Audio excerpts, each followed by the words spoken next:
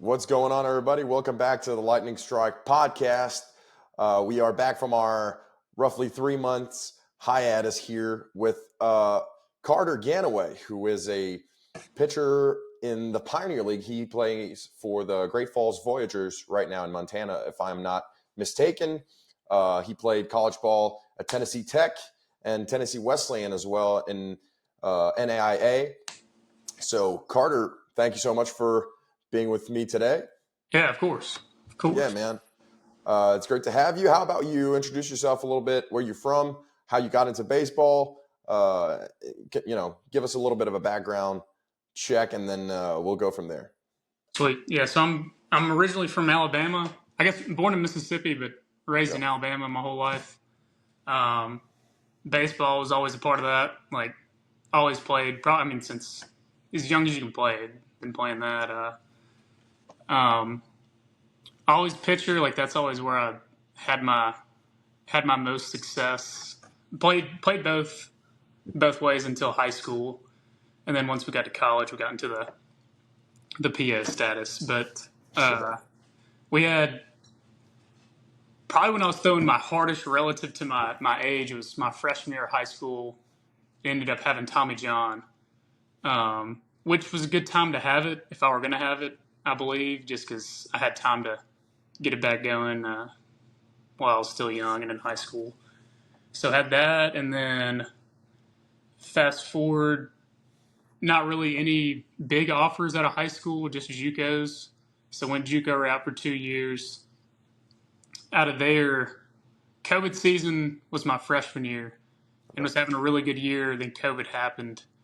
So that threw some things in the mix. So went back to JUCO, then had my D1 interest, went to a year at Tech, up and down year, some really good, some really bad, and then landed at Tennessee Wesleyan for my senior year, and then like my grad year, sort of, but kind of the COVID years, all that. But did 5 years and then graduated this spring from Wesleyan. So that's kind of the nice. Very broad rundown of up until now. But. Yes, sir. And now, so you're having your first professional stint here, independent ball, right? With in Montana. How you liking that? Yeah. So I guess I hadn't fully updated you, but I did get released about 3 weeks ago. Okay. With some elbow stuff, but was up there in Great Falls for about 2 months. Okay. And that was a really good experience. Pioneer League's awesome. Played with some really good guys. And like we had a lot of affiliate guys, and then one of our outfielders a couple weeks ago got signed with the Astros, so that was really cool to see. Nice. But yeah, I went down on the IL probably about 3 weeks ago with some. We didn't exactly know. Went to PT and figured out it was a nerve entrapment in my elbow. Okay. So was on the 10-day, was kind of coming back. Then some stuff happened, and so that led to the release. But now we're back 100% off the mound and talking with some teams, trying to get back into it to finish out the year. So hopefully one of those contacts comes through. But that's kind of where we're at now. Nice. So that's your plan going forward, right? You're trying to crack a indie ball roster or something, some opportunity to keep playing baseball, trying to get, an affiliate opportunity sometime. Yeah. So it was in talks with some Frontier, some Pioneer, and then the draft league, that second half, that's now more kind of the indie ball. So still in talks with some of them, hopefully this week, because stuff kind of goes until the first or second week of September. It's kind of the regular seasons. So like I kind of need to get in now if I were going to finish out a year for a couple weeks. But if that doesn't work out, I'm fine starting off season early. And just kind of grinding it out, getting ready for next spring. Yeah, nice. So tell me how you would go about that. Like how do you plan on scheduling that off season? Do you have a place where you go and train? Do you have people that you work with? How do you go about that?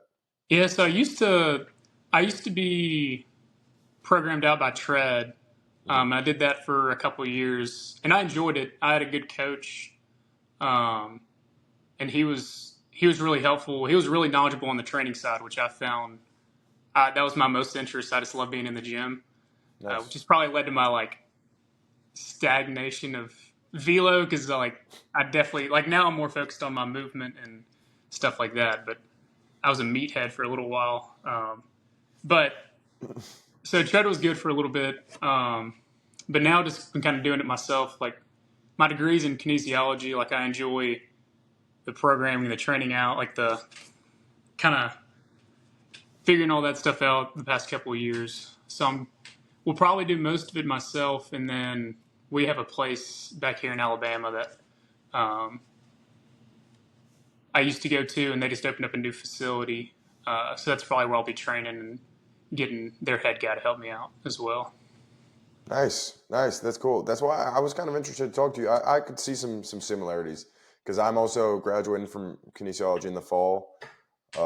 It's sports management, but still, a lot of kinesiology classes, and been programmed by Tread. I mean, I'm still working with Tread right now. As of right now, I'm still, I like to have different opinions. I like to have, an outlook from somebody else helping me. Right. So I was curious to see that, and I was wondering, like, I saw a bunch of things on your Instagram about like rotate fast, lift heavy in season, all types of stuff that I've said as well. So I wanted Yeah. to discuss that with you. Let's start by rotate fast. Like you're saying, rotation is pretty much rotation.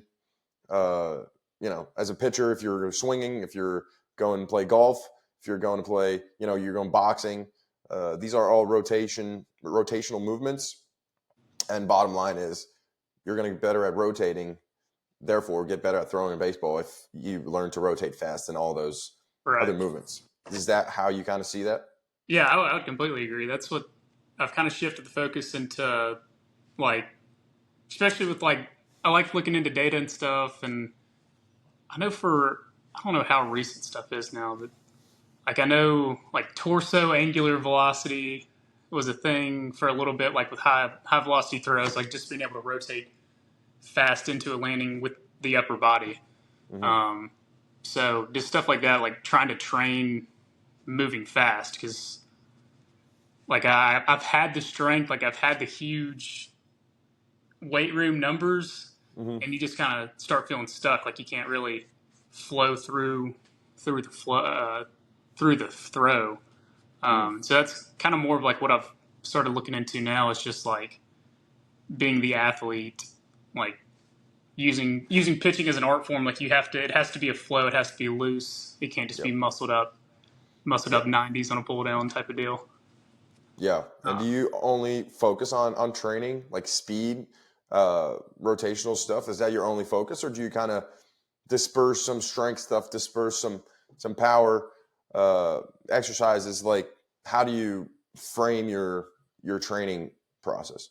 yeah, probably. I mean, both for sure. Like definitely a mixture of everything. Right Yeah. now, I'm more so like we'll have 2 heavy days. Like my heavy throwing days, I'll go heavy upper body, like high CNS that throwing day. So like I'll have like a heavy bench or some type of heavy upper body Press. movement and contrast that with like doing kind of French contrast where still trying to get explosive work. So like 5x3, 4x2, 3x3 bench into like a explosive push up or some type of plyometric. Um, Nice. and so that'll be, I guess, 4 days a week. I'm doing that now. So like 2 upper body, 2 lower body, and then the 3 in between there are mobility days, kind of movement days, uh, joint move days, stuff like that. Just kind of try to get the arm feeling better, body feeling better. Nice. Nice. And yeah, I see a lot of the stuff. Have you been working with Dak at all? Because I see your stuff's kind of influenced by him a little bit. Yeah, I haven't done stuff with him directly, but I bought a Okay. couple of his programs, like his Okay. Impulse Guide and his Yeah. Okay. That's why. Because I people talking about joint moves have to be that familiar with guide. him. Yeah. Yeah. Because I've been, when I rehabbed from TJ 2, 3 years ago, I was kind of stuck with PT. It wasn't working. And I was like, dude, I got to Mm-hmm. figure something out. And then ended up working one-on-one with him for a while. And now I'm still, on one of his, more general programs for overhead athletes. But Right. I like to have that and, base my training off of that. It's always good to see how he thinks. Hmm. And he trains so hard too, bro. Like, I feel like when you listen to him talk, you're like, wow, this is what somebody that absolutely pours his soul into his work, Yeah. you know, gets at the end of the day. And like some of the stuff that he was programming in the beginning, I was doing the impulses with him at first, and he would program really, really high reps. And now that has transitioned into more like till you're satisfied. Like, Hmm. and that's kind of a philosophy shift that somebody that has to be hitting them hard every day or like almost every day could only get to that type of conclusion. And it's like, yeah, that makes a lot of sense now. I love how he, you know, gets into that framework and that mindset of adapting his training and working as hard as humanly possible and learning so much doing that. So yeah, he's the man. Yeah, that was his like, I don't know if it'd be one of his big philosophies. It's just like you have to put your body through a higher stimulus than what you want Yeah, to be at yeah, competition level. yeah, Uh, and that always just made sense to me. Like, if I don't want to be injured all the time, my body probably needs to go under stress that is yeah, higher, or at least at the level of like a game like yeah, competition type of deal. So that's yeah, always just kind of made sense to me. yeah. I think the literature is like from 3 to 5 times the stress that you're gonna put your body through during game or whatever play. So it's a lot of training volume. It's very high intensity, a lot of stress on the body, but it tends to, I mean, since I've been doing that, I haven't been struggling with uh, you know little nagging pains and little injuries here and there. Like Uh, it's been so much better. uh, yeah, I could talk about it all day, but just a little parenthesis here on deck.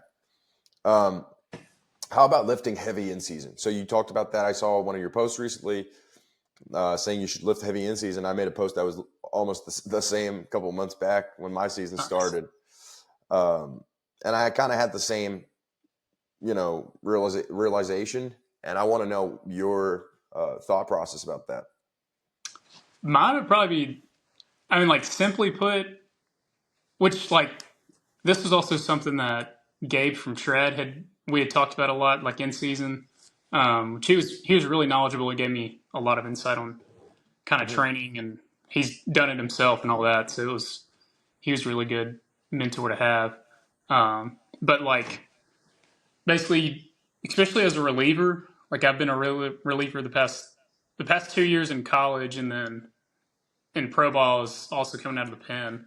So like it's Yep. hard to get like high volume or just like high intent lifts in all the time. So it's more of just like a being able to maintain like a maintenance thing in season. Like I Hmm. can go rip 3x3 super heavy squats or super heavy deadlifts or super heavy bench, and then kind of contrast that out and not go super crazy on accessories, and I can feel great the next day, and I'm Yeah. can keep that strength level at its peak for a good amount of time. Yeah. So I that's kind that's of, definitely kind of the basis there. yeah, I kind of agree with you on that because you could cut it short, but have it very intense for like 30 minutes. Do like two, three, four main lifts, and then that's it. That tends to keep me a lot more going. I Uh, also, from a just intent perspective, you really have to kind of push yourself sometimes, force yourself to work out in season. You're like, oh, I don't want to do this. You really want to right. negotiate. You're a lot more prone to negotiating with yourself, and it's from a total like intent and like not being a bitch perspective. Sometimes you just have to, all right, let's lift heavy today so that I don't have to negotiate with myself. Like, let's actually do that as hard as I can. And then that gets you back into that, okay, well, nothing really happened. I just got a way better workout than if I was freaking looking at the sheet and that says 60%. And then you Right. get 2 plates on the bar on deadlift. And then you're like brainwashing yourself that if you do 5 reps with 2 plates, you're getting more explosive. Like, I don't think, Yeah. with the low ass volume that we're doing, it's really helping us accomplish what we're trying to do. So then might as well put 4 plates and actually move some weight, Right. actually go to a higher RPE and then get something out of the workout. And then we realize, yeah, I can feel good the next day if I'm not doing 14 sets and if I'm not doing, crazy eccentrics and crazy accessories after that. Yeah, that's like if you're staying within a range that's not like that's outside of hypertrophy or lower than hypertrophy, you're not breaking down muscle fibers all the time. So like Mm-hmm. that's what like I'm huge into lifting heavy right after high high intent days because it helps put your body into like a recovery state too. Like Yep. your your spinal engine's gonna exhaust if you just Yep. go hit like 4 plates on squat for a 5x3 or 5x2 or like a 3x3 to 5 or 2x1 type of deal. Yep. Like it's going to exhaust your body and it's going to put you into a recovery state. And now you just have to go sleep and eat and you're going to feel Yeah. better. Exactly. That's another misconception that a lot of people have about arm care and like doing straight arm work right after for the shoulder, rotator cuff, all that stuff. But Yeah. I think people underestimate the value of going to hit a workout really hard right after, because like you said, it toasts your CNS and then it triggers that recovery within the body and then gets you right back on track. And it just makes your whole body, getting that stress on that body as well, kind of takes away the focus that you have on maybe certain areas that may hurt in your arm.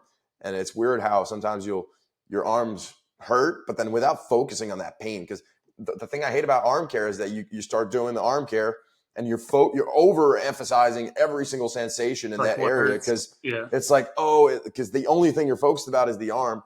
But then if you go bench press, well, then everything is going to hurt, or the stress is dispersed through the whole body, and then the whole body's kind of shocked, and you lose that overemphasis, like that crazy sensations that you have in your arm, and you stop worrying about it. Mm-hmm. And then I feel like this also helps you get back on track a lot faster. So this is kind of my take on. I mean, I totally agree with what you've said, and I kind of cross-checked into arm care stuff that to me relates to that a lot. Yeah, no, I completely agree with what you're saying about arm care because that's like over the years I've done less and less arm care after heavy throwing. Yeah. Like I know getting back into the joint moves for a second, but I had like an impingement in my shoulder for a little bit last summer, and literally all I did was hammer like 1,000 to 2,000 of the just shoulder moves until there was fluid in there and it just felt better. And now that's like what I do for my arm care. Like next day, sometimes the same day, but depending on like pitch count and all that. But like if it's a really heavy day, I won't like your arm's already taxed. Like you don't need to work it out. At least like this is my mindset. Like if I go through 50 pitches and I'm through a lot of fastballs and my arm's exhausted, like I don't bands or getting a 15-pound dumbbell and just ripping my rotator cuff. I don't think that's going to help it because it's already the muscle fiber, like it's already broken up. But exactly.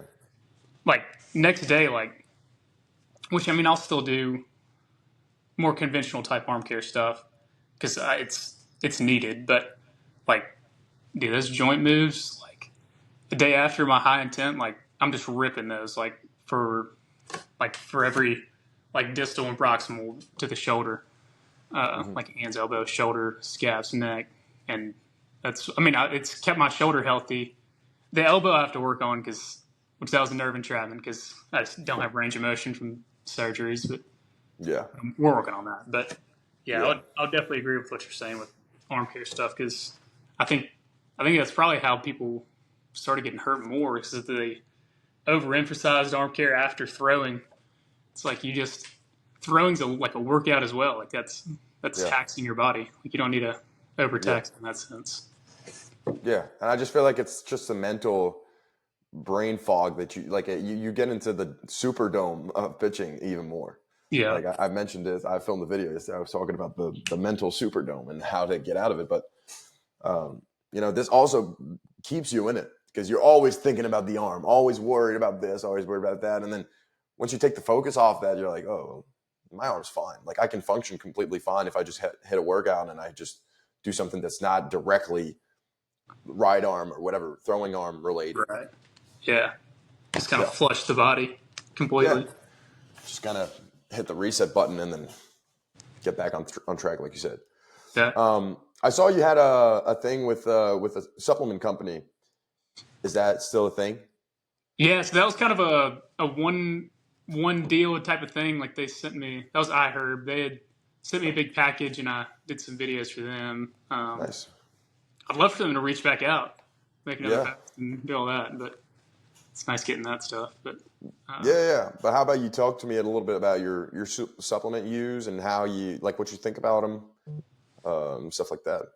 yeah, so really, like the only thing I take daily, which I could probably get deeper into knowing what my body needs. I'm not super good at it, but creatine every day. I think everybody should. There's no reason not to. Yeah. You can get it pretty low cost per serving if you have the right companies. Yeah. And then I like vitamin C. I like vitamin D. Um, and then recently, like with that package, I'd gotten grass-fed beef liver, like Oh the yeah, that's good. pills. Yeah. And I've really liked that as well. Did you see any effects of that? The beef liver is good. Gosh, I didn't have to go back to the post to see what I said about it, but I know collagen production, like building up, like a lot of intracellular stuff that it's just like good for building muscle back and things like that. And I've felt like it's good, especially if I take it heavy in season, especially with pro ball stuff when you're not eating as great. It's good to have like if I'm can have ground beef and stuff like that all the time, then you don't necessarily need all that stuff, but Yeah, exactly. but when you're at school and you're on the road or stuff like that, and you're not able to eat as healthy, then those supplements definitely help. Another one I had taken was Shilajit from Yeah. Midlife, How like about little that? tablets. Um, Yeah. I need to get back to consistently taking that, but I didn't feel anything crazy with that. But that's more of it's like a trace mineral that is supposed to just work on microplastics in your system and things like that. Yeah. And like the research on it looked great, so I'd bought a thing of that, but I need to get back consistently taking it. Yeah. I was in Minnesota in the beginning of the summer with Austin Yoakum. I don't know if you know him from Instagram or anything, Okay. but a strength coach, and he was big into Shilajit, I think. But a bunch of guys that were working out there said it was tasting disgusting and everything. They didn't really see the benefits of them, but Yeah. I don't know much about it, so I would have to read more. Yeah. Really gotten away from taking them, man. I just like you said, I was eating ground beef so much every day. I was like, bro, I'm filling up my creatine tanks anyways because I'm eating 4 pounds of ground beef a day. Right. But now I'm I got to get back into them just for the I just feel like they're not that important if you can substitute with real foods. But then Right. Yeah, it's I always would good, agree. like you said. Real food's It's the best place to get it.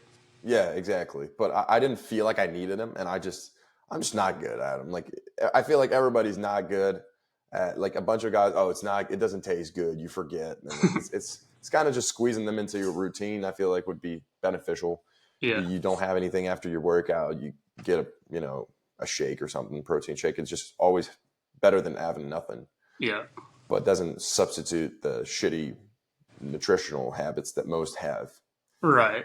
So, but yeah, definitely something to look back into. But I was curious to see what your take on it was. Yeah, for sure. So yeah, man. What about coaching? I saw you said you have that on your bio that you're coaching and it's your training and coaching page. So how's that going? Yeah, there was one point where I was going to start up kind of remote stuff and just kind of work with like one or two guys and just kind of see how that went. I didn't really ever actually go through like fully down that road. I haven't fully gotten into my coaching stage, but I'll have guys just send me mechanical videos or kind of ask me stuff on Instagram, and I really love that side of it because that's really why I created the Instagram. Is just kind of to track what I'm doing, and then kind of put out information that I've learned just to hopefully maybe help somebody out. So when guys send me videos, I try to get back, kind of break down, at least give them my thoughts and my unprofessional thoughts on what they're doing right or wrong. But yeah, so I haven't fully gone down the coaching path yet, Yeah. but that's something I've definitely considered, looked into. But that'll Yeah. be next stage when done playing and out of that scene. Yeah. I definitely understand. It's a big challenge trying to play and coach at the same time.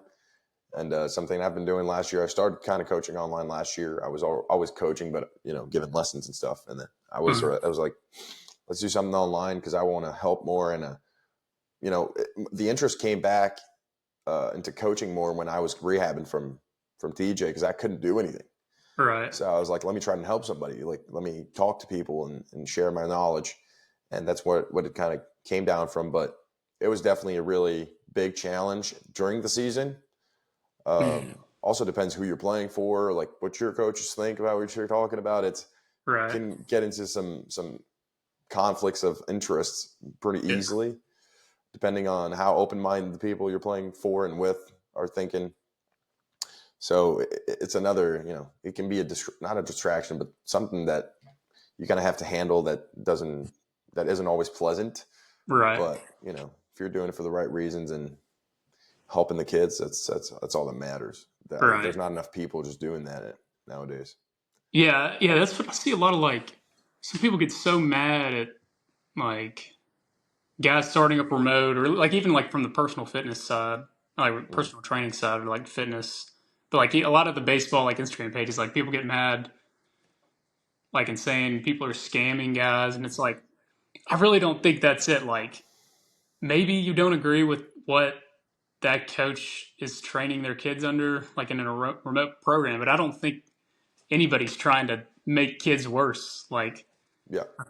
I think people are qualified on different levels, and that's that's probably part of the reason I've quit or haven't started it, in the sense of just like an imposter syndrome. Like do I know how to do this? But Yeah. I think it's definitely something you get into and you learn. But Yeah, for sure. how to program out and how to keep track and all that. But yeah, I'm definitely all for like people trying to help kids that are coming up through baseball, because at least like my younger years, I didn't really have that as much, other than like your pitching coaches that you saw once a week in person. Yeah. But it definitely would have helped me to have some type of guidance outside of just that once a week kind of thing, For sure. I mean, there's this added possibility with online that's great. Like more people have access to more resources, but there's also the back of that metal of like, some guys are not qualified at all. Some guys are just saying bullshit, but Right. I do believe that they think they're helping. But, Right. sometimes you get into, there's because before personal training or just private lessons, you kind of have a ceiling, right? So you get your athletes that you're coaching, and then your schedule's full, then you can't make more money. So then you offer the best service you can, I think. Uh-huh. But then I feel like with online that you can scale it so much that some guys just get into that, oh, I need to do this and say this, and then I get more clients. And then it's like, is it really helping?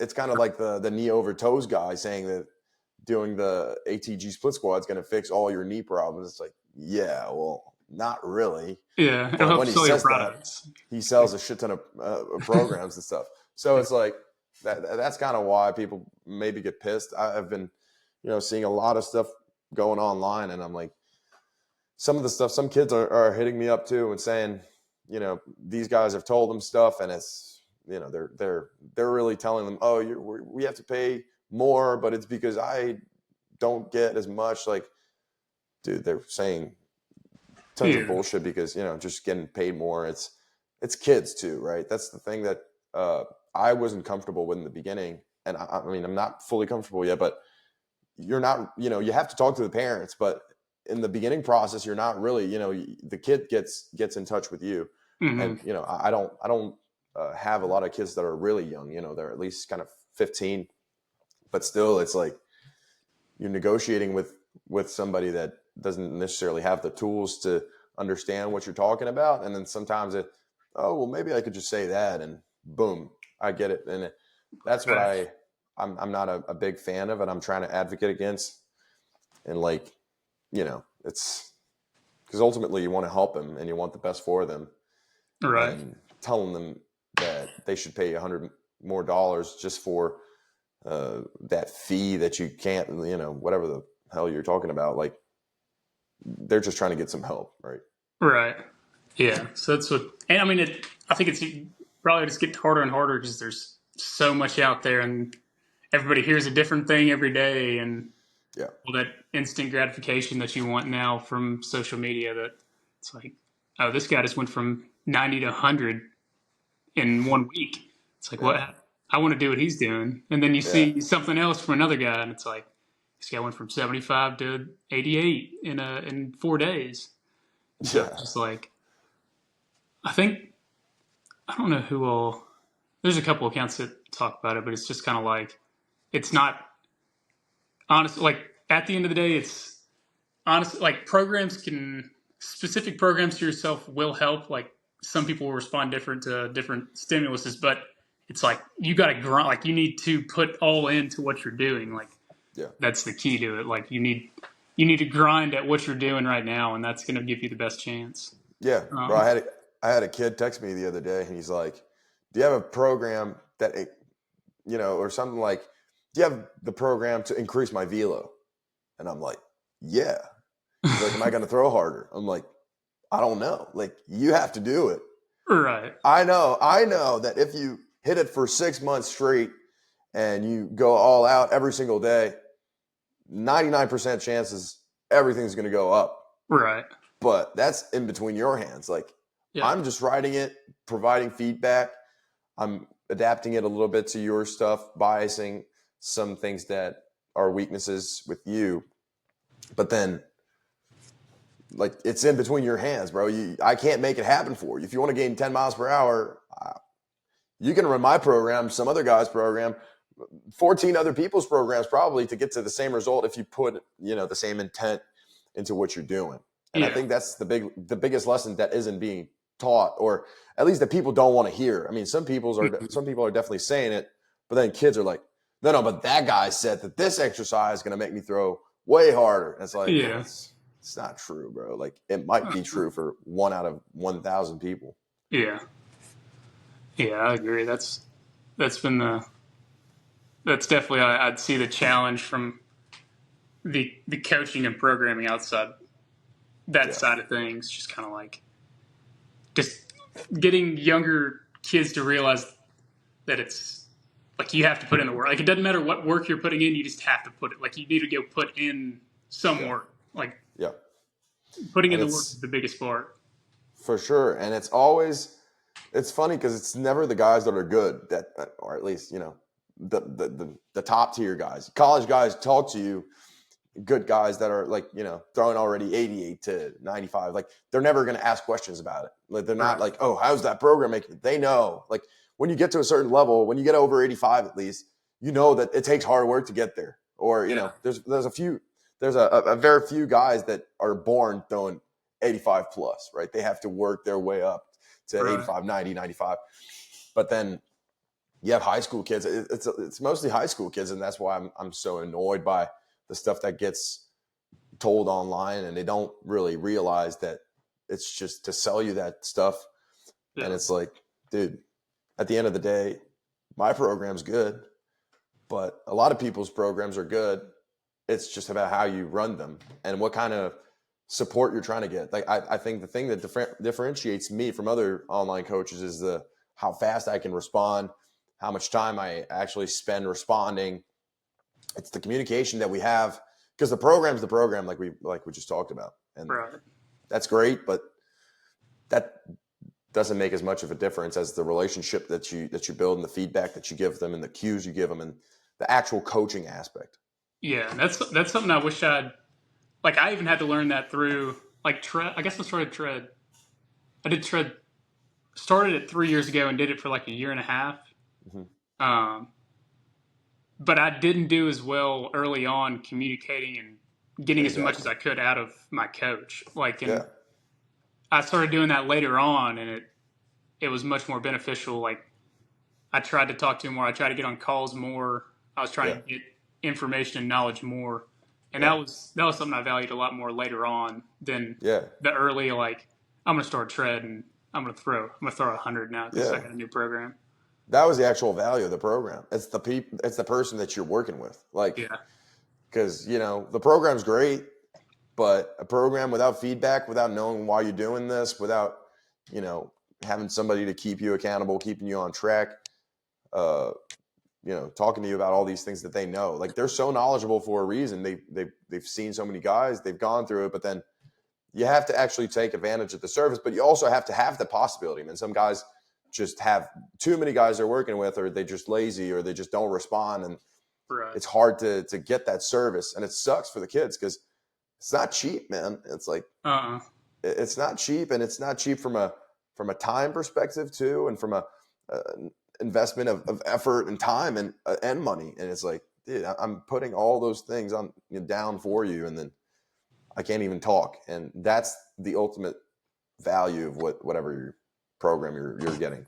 Yeah, I think the cost is almost like obviously like like higher costs suck, but I think it's good in the sense of like okay, either I'm paying this or my parents are paying this, and so I need to go all out because this is a lot of Yeah. money, and if it's coming Yeah. out of my pocket, then I mean I better be putting in the work because I'm the one paying for it, and if it's coming out of your parents, they're investing a lot of money into your baseball career or whatever you're Yeah. training for, and so you need to go balls to the wall to on that program and get as much out of it as you can because it is an Yeah. investment for the future. For sure. For sure, man. So, hey, how about you?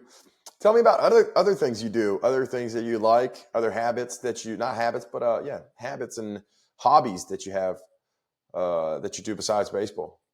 Yeah, so golf, a big one, of course, the Yeah. stereotypical baseball golf guy. Yeah. Um, so I did that a lot, and then I've gotten back into the stock market, doing some day trading stuff. Really? Um, yeah, so that's back in like during COVID, me and a buddy like kind of deep dove into learning it and learning like chart setups and candlesticks and all that type of deal. Um, lost, got a lot of money, made a lot, lost a lot during COVID because the market was crazy. But Yeah. um, now we'll just like this off season, I'll either like get a job at a gym or do something to get some type of job and try to fund that account and just kind of get back into doing that because that can be lucrative, but it's also Yeah. stressful. So Yeah. that's Also, I something I'm doing. imagine it So takes a lot of time too. Like yeah, you have to look at it. And you have to yeah. be there. Which And that's been the hard part too. Like college, like I couldn't do it because yeah. like I've worked the past 2 weeks at a place, and then this week I took off because I was talking to teams and was hopefully going to be leaving. Uh, but like I like now that like Monday was my first full day where I could just look at charts and stuff, and it was from 7:30 to 12:30. Like, but it's constant. Like you have to look at it. Yeah. The whole So like time. Exactly. you No just break. you can't do that during if you got school or baseball and Yeah. stuff No. like that. Exactly. But Exactly. so yeah, That's that's cool. I haven't been talking to but many guys that are into that kind of stuff. That's interesting, man. yeah. So that's kind of Yeah. golf that. Um, do some reading.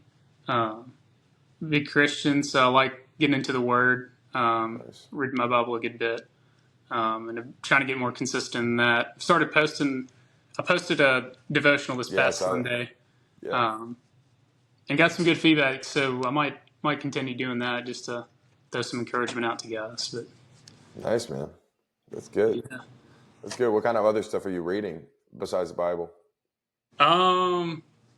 So there was what's the I don't know one of the books was also kind of tied with that, but it was an atheist that set out to like debunk the Bible, and then he realized he couldn't, and then like that's his story of coming to Christ. So that one's Oh, been really? cool, and then I've gotten into like kind of the mental side of stuff, because I kind of went through a phase in college where like was in the Superdome pretty deep. Yeah, Like the ABCs of pitching. I forgot who wrote that. that's Um, funny. but that book's great. Yeah, Uh, just for like the mental side of that one baseball specific, but then kind of uh, some stoic stuff that's just yeah, kind of or like brings you down to earth, like kind of yeah, for helps sure. you have a good mindset, good perspective on what you're doing. Um, but Nice. yeah, I need to get in more uh, Kirkpatrick pitching. The Okay. dude that does really hard. I don't know if you know this page, but he's posted some good books before that I wrote down, but I haven't got into those. But it's more Nice. like the mental performance side of athletics. So I Nice. find interest in that for sure. Nice, man. It's funny you're talking about the ABCs of pitching because when I was playing for like a team in Montreal here in Canada, our pitching coach had that, and every day one guy would do a presentation about a chapter, and we would call it our Bible. Like that was our staff's Bible was the Yeah. ABCs of pitching because we were all preaching that the stuff that was said in that book, and it was cool because we'd start every day by reading a little excerpt of that book, little chapter. Uh huh. And it was good to get guys engaged and get guys to become more knowledgeable about pitching and all that stuff. So Right. it's really cool Yeah, that book. is cool. Yeah, That's a good bet. But yeah, yeah, that's man. the mental performance side of things definitely interests me. Yeah, Just because I've dealt with that, and that's something that it's kind of come about more. But yeah, that's something I've considered going into as well. It's just being like a mental performance coach, like yeah, going back to school and getting more psychology focused. yeah. Considered that just because it's really interesting. Like I've been on all sides of that. I felt like through college. So Yeah. uh, I feel like every somewhat high level, college and up pitcher will eventually get on that. yeah, Get it to realize that the mental side is almost more important than everything else when it comes to performance. So uh, something that I've been really interested into as well. I'm actually reading a book by Rob Gray, who is a skill acquisition guy for the Boston Red Sox, and it's okay, he's kind of not founded, but he's kind of a pioneer of the constraints led approach. okay, So skill acquisitions through constraints rather than just explaining. gotcha. So it's pretty interesting how he will just prescribe drills that will take the focus of the athlete away from what they're doing wrong, and then just because we're much better at accomplishing something rather than focusing on something and telling our body not to do it. So Right. rather than say don't rotate early, he might prescribe point with the front arm or something. An external cue. Most often it's an external cue that will resonate more with the athlete, allow them to solve the movement easier, and then that's how you acquire the skill. So it's Yeah, that's very interesting. interesting. But it's all psychology stuff. I'm big into Jordan Peterson as well. Uh, Don't know if you know him. So yeah, big. I think it's very interesting to see how the mind works and see how you can use it to your advantage in not only baseball but life in general. yeah, I agree. Yeah, there's Yeah, a man. lot of stuff out of like manifestation too. Been Yeah, trying to do more of that. Like in journaling, I like yeah. to journal. You Um, gotta you gotta get into Joe Dispenza's stuff if you want to get into meditation and okay. uh, what is it called manifestation stuff. Uh, Get into Joe Dispenza's work, bro. That's crazy. You'll be like, wow, I can't believe this is true. Lord, yeah, I Yeah, need to look and into it's cool because his book, Becoming Supernatural, I think it's called, that. really kind of expresses the ability of everybody to get over the constraints of our beliefs and kind of rewire our brain into believing that we're able to accomplish whatever it is we want to, and to kind of create the life that we want for ourselves through our thoughts and our actions and how we think about ourselves Uh-huh. and the energy that we create. It's so Yeah. cool. And at the end of each chapter there's a different meditation kind of directed towards different things every time. And dude, I had some pretty cool experiences doing them. That's dope. When I was in Charlotte, actually last summer, I was in Charlotte Dread, Okay. and I was reading that, and I had some pretty cool experiences doing the meditations and stuff that was happening. It was sick. Yeah, that's dope. Yeah, I'll have to look into that. Yeah, man. Interests me a lot. Yeah, totally. Well, Carter, I really appreciate you, man. I appreciate your time. I think we had a great conversation, and I wish you the best of luck in your career. I hope you can find a team to finish out the season soon, and we'll definitely stay in touch, man. It's been a blast talking to you, man. Yeah, I appreciate you having me on, and I appreciate the kind words sending me off to. Hopefully we'll get a call here in a couple of days. That'd be ideal. Yes, sir. That would be sick. But, Well, take care, man, and I best of luck again. See you. Appreciate it. See ya.